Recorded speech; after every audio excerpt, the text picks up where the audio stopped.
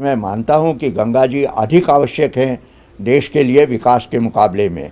और गंगा जी की विशेषताएं अगर हम नहीं समझते तो इसका एक कारण यह है कि गंगा जी के ऊपर पर्याप्त शोध कार्य नहीं किया गया। बचपन से हम पढ़ते आ रहे हैं, हर बुक्स में होते हैं कि रियल हीरो फार्मर है इस देश के, रियल हीरो सोल्जर है इस देश के। पर हमने तो कभी नहीं देखा कि कोई पापाराजी जाके एक फ़ोटो क्लिक करता है कि सर एक फ़ोटो प्लीज़। ना ही किसी फार्मर का ऐसा करते हैं, ना ही किसी एक सोल्जर का करते हैं, और ना ही उस व्यक्ति का करते हैं जो इस देश के लिए एक्चुअल में कितना सेक्रीफाइस किए हैं।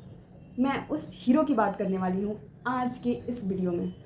आज मैं बात करने वाली हूँ professor GD Agarwal. GD Agarwal 1932 में इनका बर्थ हुआ और इन्होंने अपनी ग्रेजुएशन यूनिवर्सिटी ऑफ रूरकी, आज के डेट में वो university of Roorkee IIT Roorkee है, वहाँ से उन्होंने सिविल इंजीनियरिंग में ग्रेजुएशन किया। उसके बाद उन्होंने PhD environmental engineering university of California से किया। इन 1979 वो इंडिया के फर्स्ट पोल्यूशन बोर्ड के सेक्रेटरी रह चुके हैं।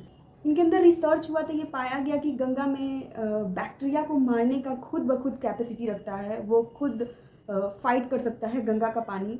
अगर गंगा का पानी को लगभग 125 किलोमीटर की रेंज में बिना डैम का फ्रीली फ्लो करने के लिए छोड़ा जाए तो वो खुद ब खुद उसका पानी बैक्टीरिया को मारने में कैपेबल है।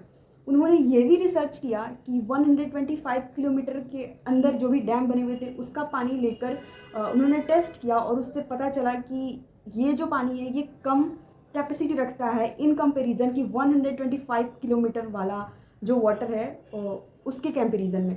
मतलब 125 किलोमीटर के रेंज में अगर कोई पानी बह रहा है उसके अंदर बैक्टीरिया मारने की क्षमता ज़्यादा है और गंगा को साफ़ करने की किसी बाह्य चीज़ों की नीड नहीं है, वो खुद ब खुद साफ़ होगा।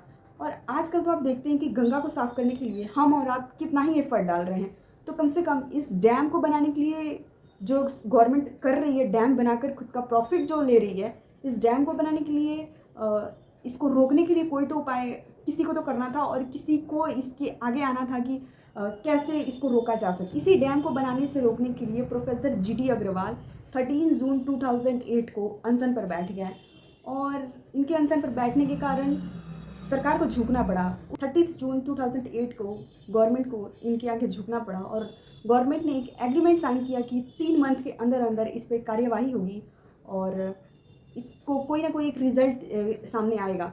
3 मंथ बाद भी कोई कार्यवाही नहीं हुई थी। फिर उन्होंने अनशन किया था, कोई कार्यवाही नहीं हुई थी और 2018 में इसी अनशन और इसी गंगा रिवर की वजह से उन्होंने अनशन के कारण अपने प्राणों की आहुति दे दी, अपने प्राण को त्याग दिया।